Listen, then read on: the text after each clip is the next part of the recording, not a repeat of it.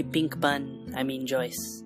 What was it like to have a party with all those monsters and that little fellow determined human? I hope it was great. Can I still make an anon after you made one though? Or do I need to wait a bit first? Just saying, I'm not used to talking in an Ask blog like that. It's the first blog I ever asked on. That was exciting. Now, what do you plan on doing now that it's only us askers and you? I assume you're just going to answer questions. So, did you get the gang's number? Further playmates confirmed? Kara and Asriel? Well, spoiler warning if any of you guys don't know the full Undertale story, but they didn't make it to the surface in this timeline. Frisk told me a bit about them when we all hung out the other day. They tried to save everyone, but their determination wasn't enough. Hopefully Kara has moved on to a better place, and Asriel? Well, I hope Flowey's gonna be okay down there. Anyway, meeting my favorite Undertale monsters was such a blast! We all had such a great time together. Sans and I exchanged jokes by the skeleton. Frisk was mostly quiet, but they threw in a pun or two sometimes. I told Alphys and Undyne about my favorite animes and cartoons, and Papyrus was just the sweetest. He's enthusiastic about every little thing, and really gives you attention when you're speaking to him. It makes you feel like you're as great as he is. Also, Toriel and Asgore were very kind, polite, and interested in my human house. Toriel was very sweet and funny, and made the occasional pun herself. Honestly, you guys just had to be there. I never imagined I'd be meeting them as soon as I did, and it's all thanks to you. Heck yeah, I got their phone numbers. If you want, you guys can ask questions directed to them. And if I get enough questions for a given monster, I'll call them up and see if they want to hang out with me again, and do a mini interview. That would be fun! Oh, and if you'd like to send me Anon questions for Anony Monday, you can do so over the weekend. Don't worry if you're not used to talking like this. Don't forget, I'm still relatively new to this whole Ask blog thing myself. Hello! Have some last dream. I heard they taste like Skittles. Anyway, what if error comes to destroy you? Get shield and sword. Let me be your personal guardian. Of course, you'll need more than one of us. We'll all help you. Thanks very much, but I don't think that's necessary. You don't have to worry about me running into error sands, because I'm not really an Undertale AU, just a humble little Ask blog. I don't think he'd care all that much about me.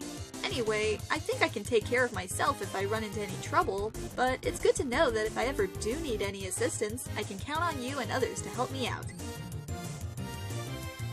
Greetings, Joyce. I am the man who works with gears, but you can call me the Clockworker. I am a technomage, a wizard who works with both science and magic, who travels the infinite multiverse helping AUs get their happy endings. So, you have a grudge against Bete Noir, yes? Will you help me erase that which was locked away hundreds of years ago and deliver justice? P.S. My soul is multicolored, so it changes color depending on my actions and thoughts. Right now, it's yellow and red. Hello, Clockworker. It's nice to meet you. Judging from your soul colors, I guess you're feeling determined for some justice? Well, as much as I dislike Bete Noir, I don't exactly have a grudge against her, but with those who have claimed I'm Betty in the past, just by looking at me and not getting to know me. Betty really gave pink soul humans a bad name. But I'm not going to let her stop me from spreading joy to people. So while I appreciate the thought, I think I'll stick to where I am and let others give Betty her justice, which I hope she does in the end. Looks like we got 4 Anons this Monday. They said, Hello, friend. What do you think about Flowey? If you were an underswap, who do you think you would swap with? Betty, perhaps? I'm a little worried about error sands, even though you said you would be fine. I feel like he's still going to notice you somehow. Hello, lovely Anons. I don't know what to think of Flowey. On the one hand, he was an evil little plant, but on the other hand, he didn't have a soul and went mad with hunger for power. I wouldn't excuse his actions, but I'd give him another chance. I guess that would make the most sense in a swapped version of my universe. How weird would that be? Bete Noir being the joy-filled soul and me giving everyone fear? Oh god. If I just thought about it, does that mean that somewhere out there in the infinite multiverse, that is actually true? I don't really want to think about it. As for Error Sans, as long as no one tells him about me and this blog, and we don't get up to too many crazy AU shenanigans, I think we'll be alright. I promise, if I ever run into trouble with him or anyone, I'll let you guys know about it. So, have you heard about Gaster, the man who speaks in hands, at all? Or you have no idea what I'm talking about? Joyce, what would it be like if you met the previous royal scientist Gaster? You brought joy to everyone except him. But maybe you can't really talk to him since he's, shattered into time and space and out of existence. Can you at least tell us what do you think of him? Yeah, I know about Gaster. Not many know about the old scientist, especially the other monsters. They all seem to have forgotten about him somehow. I feel like that's for a reason, though, so I don't like to bring him up. After all, it's rude to talk about someone when they're listening. Hey Joyce, I'm curious. You're pink, right? Is your soul pink too? If not, what color is your soul? So, does your soul possess any unique powers? Like, for instance, in a glitch tale, kindness souls can summon shields, and fear souls can steal attacks and summon spears. Yes, my soul is pink, just like my clothes and hair. My soul has the powers of joy. I've never had to test my soul powers in a fight before. Perhaps because I try to spread joy, my powers would be shining a bright light at my enemies, temporarily blinding them. I guess that would give me time to run away or make a proper attack. Don't touch the child! A nice fan art of the lovely Joyce. I honestly love the hair clip type of heart. I just wanted to make an actual fan art for a YouTuber instead of a game. Thank you for sharing this fan art with me, guys.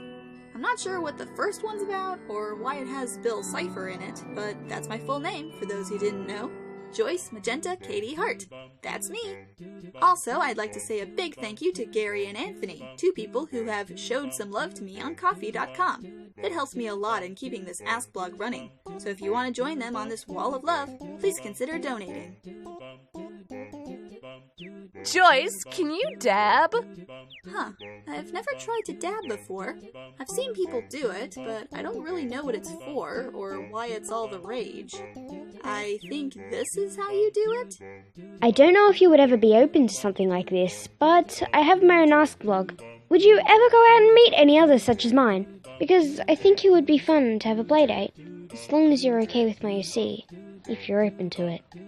That sounds like it would be a lot of fun. Sure, I would like to hang out with you and anyone else who wants to hang out with me.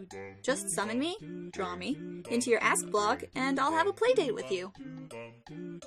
Joyce, I know you do not choose to fight, but can you fight? Say, if you were up against something like a soulless robot, would you be able to defend yourself or take it down?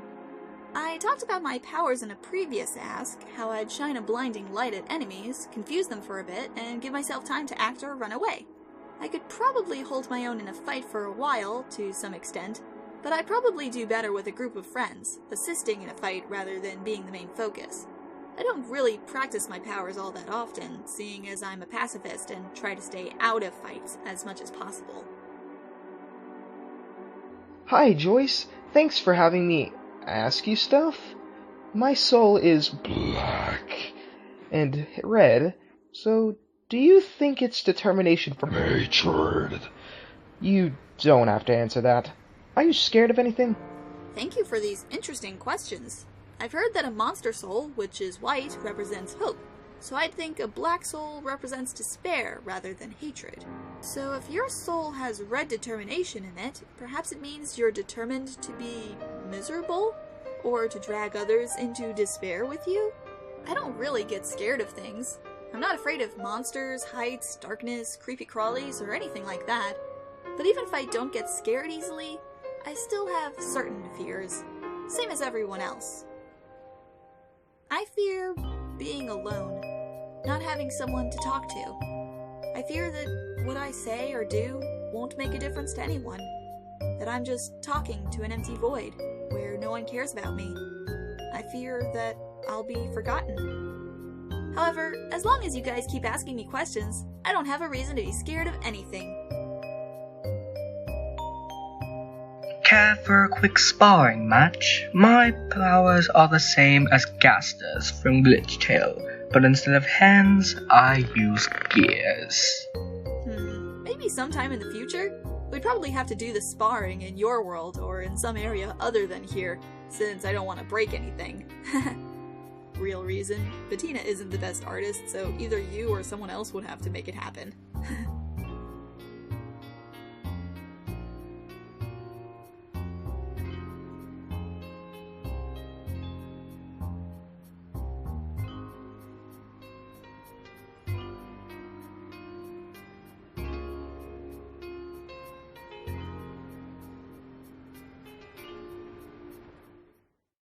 That's the end. Thanks, my friend. Hope to see you back again. Share and like and subscribe. Stay determined till next time. Show me some love on Ko-fi to show me your support. It really helps out. Click the bell to be notified of my future videos, and don't forget to leave a comment down below. Take care, guys. Bettina out.